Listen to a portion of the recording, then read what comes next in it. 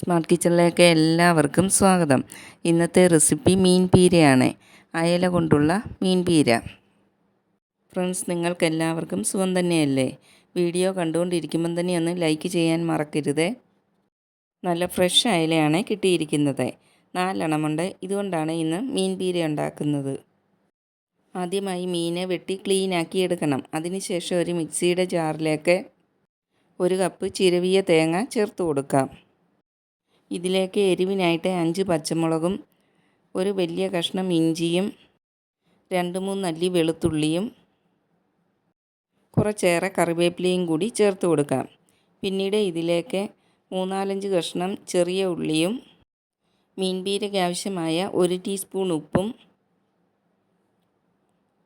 1/2 teaspoon മഞ്ഞൾപ്പൊടിയും കൂടി ചേർത്ത് കൊടുക്കാം. ഇനി ഇത് അരഞ്ഞു പോകാതെ ഒന്ന് ചതച്ചെടുത്ത് കൊണ്ടുവരാം. ഈ രീതിയിൽ വേണം തേങ്ങ ചതച്ചെടുക്കാനായിട്ട്. കഴുകി ക്ലീനാക്കി കഷ്ണങ്ങളാക്കി എടുത്ത മീനിലേക്ക് ചതച്ചെടുത്ത തേങ്ങയുടെ കൂട്ട് ചേർത്ത് കൊടുക്കാം. തേങ്ങ ഇട്ട് കൊടുത്ത ശേഷം മിക്സിയുടെ ജാറ് കഴുകിയ കുറച്ച് വെള്ളം കൂടി ഒഴിച്ചു കൊടുക്കാം. ഇതിലേക്ക് പുളിക്കായി വാളംപുളിയാണ് ചേർത്ത് കൊടുക്കുന്നത്. നേരത്തെ കഴുകി ക്ലീനാക്കി വെച്ചിരിക്കുന്ന 4 കഷ്ണം വാളംപുളിയും കൂടി ചേർത്ത് കൊടുക്കാം. പിന്നീട് കുറച്ച് കറിവേപ്പിലയും 1/4 ടീസ്പൂൺ ഉലുവാപ്പൊടിയും കൂടി ചേർത്ത് കൊടുക്കാം. ഉലുവാപ്പൊടി നിങ്ങളുടെ കയ്യിലുണ്ടെങ്കിൽ തീർച്ചയായിട്ടും ചേർത്ത് കൊടുക്കണേ. ഇനി ഇതെല്ലാം ഒന്ന് കൈകൊണ്ട് നല്ലവണ്ണം മിക്സാക്കി എടുക്കാം. ഇപ്പോൾ മീൻ പീരയിൽ വെള്ളം കുറവാണ്. മീൻ വെന്ത് കിട്ടുന്നതിനാവശ്യമായ 1/4 കപ്പ് വെള്ളം കൂടി ചേർത്ത് കൊടുക്കാം.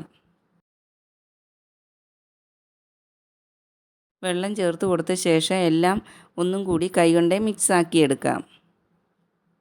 മീൻ പീരയ്ക്ക് ആവശ്യമായിട്ടുള്ളതെല്ലാം ചേർത്ത് കൊടുത്തിട്ടുണ്ട്. ഇനി ഇത് സ്റ്റൗവിൽ വെച്ച് വെള്ളമെല്ലാം പറ്റിച്ചെടുക്കണം. അതിനായി ചട്ടി ഒരു അടപ്പ് കൊണ്ട് അടച്ചു കൊടുക്കാം. 2 മിനിറ്റ് കഴിഞ്ഞ് അടപ്പൊന്ന് തുറന്നു നോക്കാം. മീൻ നല്ലവണ്ണം തിളച്ച് വരാൻ തുടങ്ങിയിട്ടുണ്ട്. ഈ സമയം മീനെ അടിയിൽ പിടിക്കാതിരിക്കാൻ ചട്ടി ഒന്ന് ചുറ്റിച്ചു കൊടുക്കാം.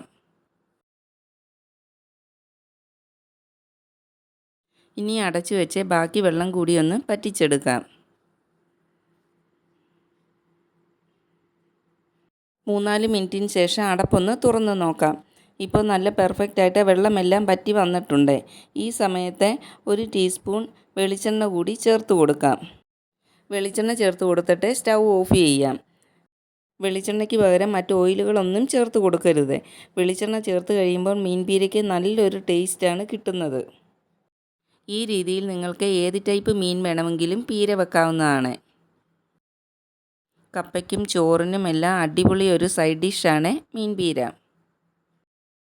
ചോറിന് സാമ്പാറിൻ്റെയും രസത്തിൻ്റെയൊക്കെ കൂട്ടത്തിൽ നല്ലൊരു കോമ്പിനേഷനാണ് ഈ രീതിയിൽ ചെയ്തെടുക്കുന്ന മീൻ പീര. നിങ്ങൾ മീൻ പീര ഈ രീതിയിലാണോ തയ്യാറാക്കുന്നത്? ഇല്ലെങ്കിൽ ഇതുപോലൊന്ന് തയ്യാറാക്കി നോക്കണേ.